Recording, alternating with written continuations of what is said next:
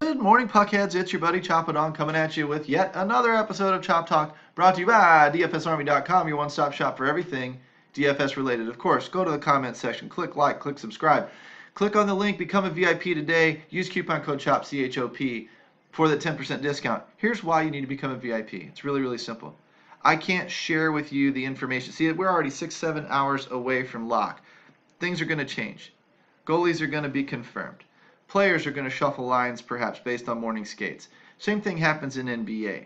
Today's a full slate hockey day. We're going to focus on hockey. But over on the NBA side of things, last minute scratches happen.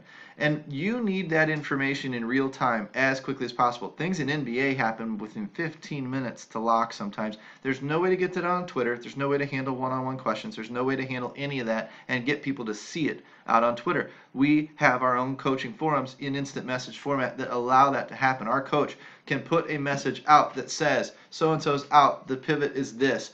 And then sometimes it blows your entire lineup apart.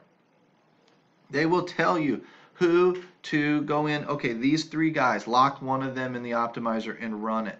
They will tell you things like that. You need to be around and you need to be available as lock happens, and that's where we shift into our VIP mode. I'll give you the information early in the day, like I'm getting ready to do. I'll go through a slate, tell you what I like. I might be a little bit different than that tonight. I don't think I'm changing tonight, but if something happens and all of a sudden, some third line guy gets the start,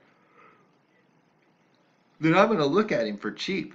If he gets slapped on a power play or something like that, he may become a one-off that allows me then to take a different stud or whatever. There's things that happen, and you need to be following that discussion as they happen in NBA, in NHL, in baseball when it's in season.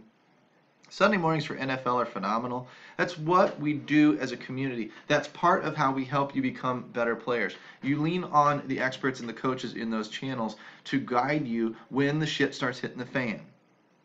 There's no other way to do it outside of instant messaging. So that's why you need to be a VIP. The rest of this stuff is great. You can build lineups based on this, but then when the shit hits the fan, you're screwed because I'm not coming out to answer questions. I'm handling that with my subscribers and my VIPs inside the forums, inside DFSArmy.com. So that's why you need to become a member, and that will never change.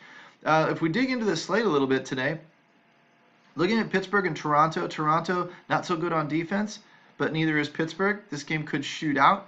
Toronto should be the chalk, though, because Pittsburgh hasn't been that strong on offense yet. Minus 130, it's indicating a shootout, 6.5 on the over. So if you take one or two, both those teams, you're great. But Toronto should be the chalky side of it. Columbus and Philadelphia, game could maybe shoot out. I didn't look recently at Columbus's defensive numbers. I know Philly gives up goals. I know Columbus can score them. I know Philly can score goals. I don't know Columbus gives them up. So I'm looking at the 150 and the 6 leaning to the over, and I think that's a sneaky little game because I think a lot of people are going to be focused on Toronto and Pittsburgh and then down here at Tampa Bay when we get down there.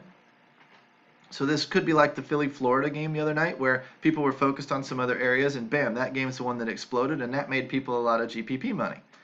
Colorado, New Jersey probably falls to a little bit of the background today. Colorado can score. I mean, that top line's phenomenal. Soderberg and Barry are also great. Comfort's a value play. These types of guys can help you get into those chalkier games and have a shot at producing really, really well. Palmieri, you can't argue what the guy's done so far. I mean, New Jersey tends to suppress shots and goals. That puts Colorado in a little bit of a downward trending spot, but Colorado is a good offensive team on that top line, and then the third line's running pretty hot.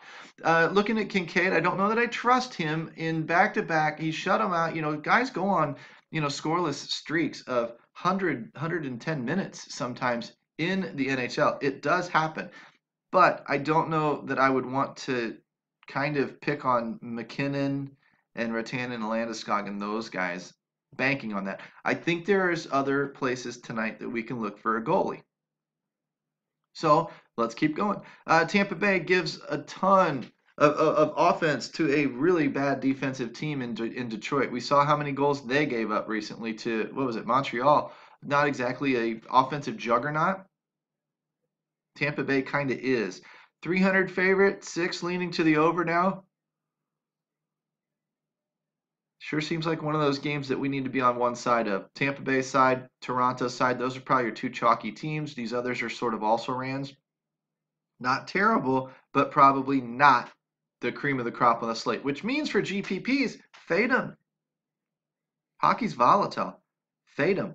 Pick a couple of other teams that are also in kind of secondary spots. Maybe you game stack Philly and Columbus.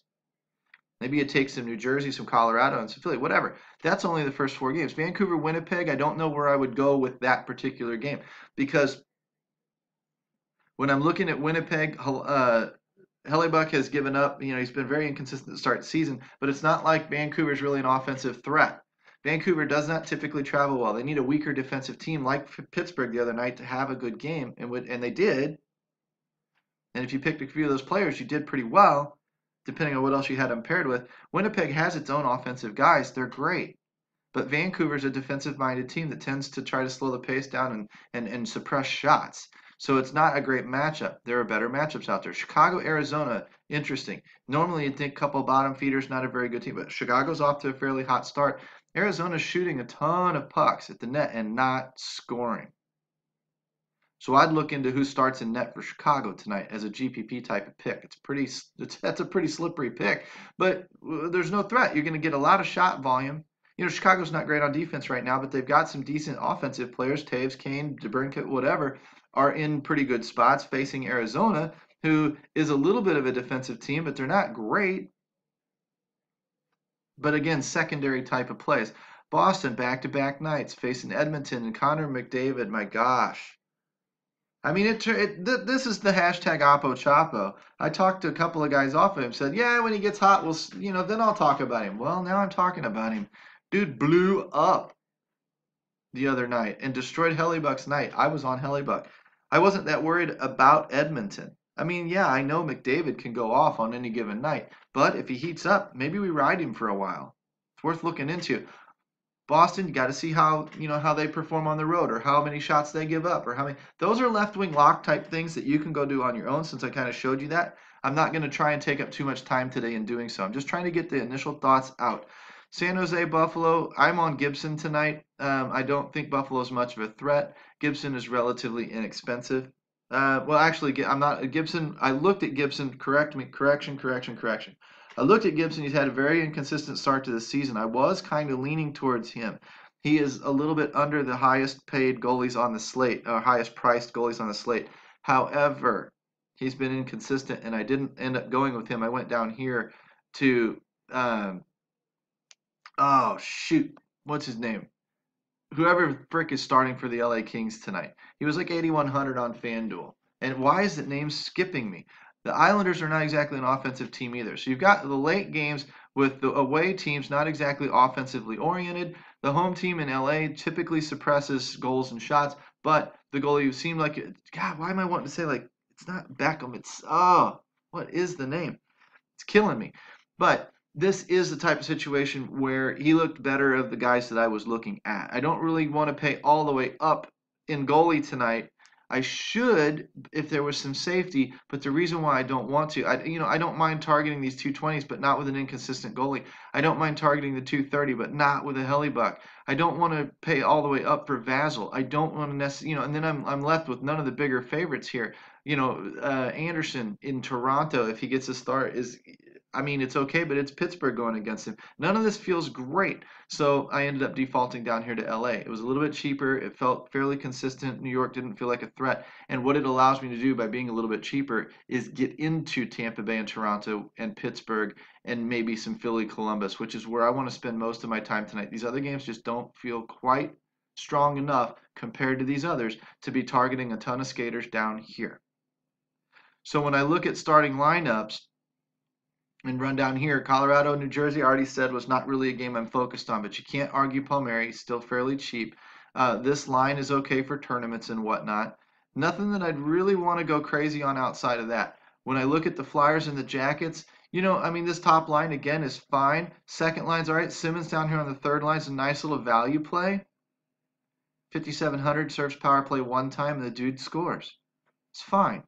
Over on the Columbus side of things, you're going to have to dig into those numbers a little bit and see who's hot. Without Suter, you've got Werenski. That's not a terrible way to go to get some exposure to this offense if you weren't trying to focus completely on Toronto and Tampa Bay. If you're focused on Toronto, you're looking at Riley on the defensive side of things, Hedman on the defensive side of things over here. You can take these power play guys and you can load up. Kapanen's a value play. Everybody's going to be on him. But you can load up on Matthews and Marner for the power play one, get two-line coverage with a defenseman in there. Easy stack. You know, you can use some of these other guys, it's fine, but I think that's one of your more solid stacks out of this game. When I look over on the Pittsburgh side of things, on the road, typically the second line matches up against the top line. I don't know how Toronto's playing defensively. I think these lines are all fairly liable to give up goals, which means these guys are all in play. But I like Malkin always. I like Hornquist down here on the third line, which is interesting. But he gets the power play line. He tends to shoot 5 to 8 shots on goal per game, so he's got a nice little floor for 5,800. I would obviously use him not necessarily as a one-off as key exposure to this game, but as a little mini stack with a Malkin or a Crosby. You know, you could even use Letang. I don't know that I'd use Letang and Hornquist, but I might use, Letang as the one-off to this game because he overlaps these lines. That would be one way to go. Looking over at Tampa Bay, I'm not going to touch any Red Wings tonight. Looking over at Tampa Bay, this is interesting. 2 of the power play 2s and then a couple of the power play 1s, they're all kind of broken up. So I'm looking at the cheaper exposure to this top line against the Red Wings if I can get it. It sticks me on the power play 2, which isn't great, but I'm not going to run Kucherov and Stamkos. It's too expensive. I would focus more on some of the pricier players here. Give me a Kapanen, Matthews, Marner, Riley, something like that. Tavares, if you really want to flip it a little bit. Matthews is more expensive than Tavares now, so maybe you take Tavares instead and run Tavares, Marner, and Kapanen. Those are all okay. Cap doesn't correlate with these guys, but you got these guys down there on the 2. I like spreading out though. I still like the Matthews and Marner combo a lot, and then bring it together with Riley. So I'm gonna lean to that. That's what I'm going to try to fit in if I can get it, and then that's gonna not leave me room for Stamkos and Kucherov. So I'm gonna have to take a point Gord. I'm not chasing the Tyler Johnson points. I know that hat tricks are great. Palat might not be bad. Palat point. Palat Gord if I've got 2 wings available. Something like that. Again, 2-line coverage overlaps a little bit on the power play unit. You might go to left wing lock and see how often that power play 2 is out there, though. It might be 50% of the time where they run 1 minute with the 1s and 1 minute with the 2s, or it might be, like Boston was, which was like 85% of the time it's the power play 1, or maybe it was Nashville. It was one of those teams. And you can always run Hedman out there. But these are the offenses I'm going to be focused on. I'm probably going to have to take the value out of Tampa Bay to get the pricier stuff in Toronto. That's the way it's going to be. And then one-off elsewhere. Could I one-off with Barshy? Sure. Could I run one-off with Connor? Sure. Probably can't one-off with Line. Wheeler, Scheifele, these types of guys. Probably can't use them as one-offs because my cap is spent. Pross all the way down here on the 4th line, it stinks because at 3,500 and on the power play 2, when he was on the 3 and on the 2, it's great. He'll get bumped up eventually this year. Morrissey's cheap access to this game if you're not already running 2 defensemen. Arizona probably won't be touching any of those guys, but the Brinket's not bad. Taves. Don't know what to think of Cahoon here. I'd have to look into that one a little bit. Kane, Taves, Schmaltz, all decent plays. Where's little, can't even pronounce the name. I would sound racist if I called him Ho Chi Minh Trail, which is what it looked like, and he's probably not Asian, so it probably offends the whole damn world if I say that. But it's just what the name looked like right when I first, call him Jokey. Let's just call him Jokey. Either way, hopefully that doesn't offend anybody. But very cheap, top line, defense on a hotter team facing a weaker opponent. Can't go wrong there. Boston, I'm probably off of Boston. Only because back-to-back road games. But in, 3 and 4 nights, something like that. Should be tired. Edmonton, you could run some stuff here. But again, it's not a game I'm really focused on. None of these offensive skaters are games I'm focused on. None of them. So it's going to be an interesting night for Campbell. Thank you. What did I call him? Beckham earlier? It's not soccer. Campbell. Goodness. But 8,100's okay. There are other places that you could go. I heard some people talking about Yaroslav Halak, but that's an interesting spot. 7,700, that gets you a little bit more exposure to Tampa Bay and Toronto. or some of these earlier games. It looks like the skaters are coming out of the earlier games. I don't mind running my goalie in the hammer play of the night. Don't mind that at all. Um, I hate not having later games because it feels like if my night was really, really good, I'm going to get caught. Of course, if my night is bad, it's just going to be over, no chance. But I don't see these games blowing up and shooting out with enough popularity in them that it's really going to catch me on leaderboards too much. So I think we're pretty safe, not worrying about hammer plays tonight. Take the goalie on the back end, maybe take some of these other goalies. I don't know that I'm going to pay up for goalie because, again, it costs me Toronto, Tampa Bay, Pittsburgh, some of this Columbus, Philly game, stuff like that. I'm just glued on those as my plays. I'm going to mix and match lineups within those, see what I can't create, see what as news breaks or as something changes, we'll talk more. As Vegas trends one direction or the other, we'll talk more about it with our VIPs inside our coaching forums, and that's where you need to be. Again, this type of information is great. You've got the target of where most of the world is probably going to go tonight as well. But you're the one that needs to dig into left wing lock. You're the one that needs to. We share those numbers with our VIPs. You're the one that needs to dig into our tool, the research station. We share a lot of that stuff with our VIPs. Occasionally, I'll come out here in the public with it, but most of the time, if you want access to those tools, you got to come inside and be a VIP. Invest in your own game, man. You get every single sport. We crush basketball. We're crushing football right now. We've had a really good start to hockey, actually. One of our better years the last 2 or 3 since I've been following it. And baseball was great. We had a couple of guys winning, tens of thousands of dollars for a few weeks run there that didn't make their entire season, made their entire year financially for their families. That's the kind of stuff that can happen when you let coaches talk to you and explain to you how to play this game a little bit better. Click the link in the comments section. Use coupon code CHOP, CHOP. We'll be back. Smash that like and that subscribe button while you're down to ring the notification bell. We'll end up coming back, tomorrow probably with basketball. But we're going to alternate this basketball football stuff or basketball hockey stuff. We'll talk a little bit of football. I've already released my article. I may go through box checkers. I laid it out in my article. I'm talking to my guys in our coaching forums about that too. If we get to that, we get to that. If we don't, we don't. There's a lot. We've got 3 major sports going right now. And we've got a PGA swing season, and we might have NASCAR and MMA on some weekends here and there. So we've got a lot of stuff to cover, a lot of stuff to get to you guys. No matter what sport you want to play in DFS, we've got it covered for you. But you got to be a member to see it all. Come on inside, guys. We're ready for you. We're waiting for you. We'll open the door for you, roll out the red carpet, and answer any of the questions that you guys have. That's what we do at DFSArmy.com. Can't wait to see you guys on the inside. Take care.